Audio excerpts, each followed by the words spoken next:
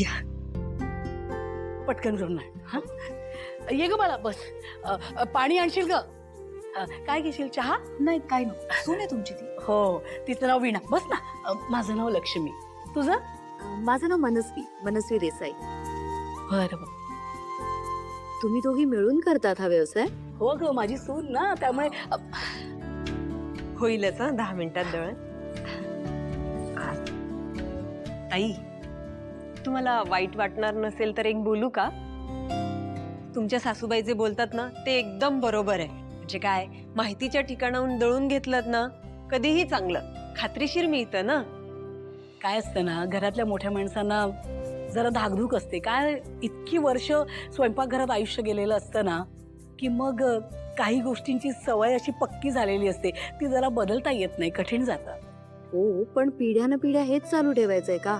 हो कधीतरी तुमच्या सोयीप्रमाणे नवीन जनरेशन काही करते तर एक्सेप्ट करा ना. हा माझ्याकडे एक आयडिया आहे. ऐक आलेच मी. अगं एकच मिनिट हा वीणा अगं काय? हे बघा हे तयार पीठ आमच्याकडचं आहे म्हणजे आमचा ब्रँड आहे बरं का सासू सुनेची गॅरंटी दळवी घरघंटी.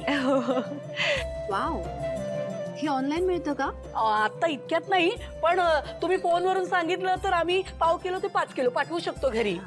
वा तुम्ही ना हे रेडीमेड पीठ घेऊन जा सॅम्पल म्हणून. म्हणजे कसं तुम्ही बरोबर आहात हे तुमच्या सासूबाईंना वाटेल आणि सासूबाई तर योग्य आहेतच असं मला वाटतंय.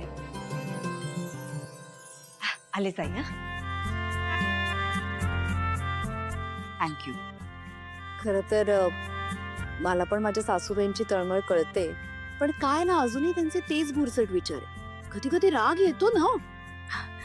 तुझी चिडचिड कळते ग मला पण तू पण सासूला जरा समजून घेतलं पाहिजे. काय ना म्हणजे तुमची जी पिढी आहे खूप सुशिक्षित आहे पण प्रत्येक शिक्षण अगं कॉलेजमधून नाही मिळत.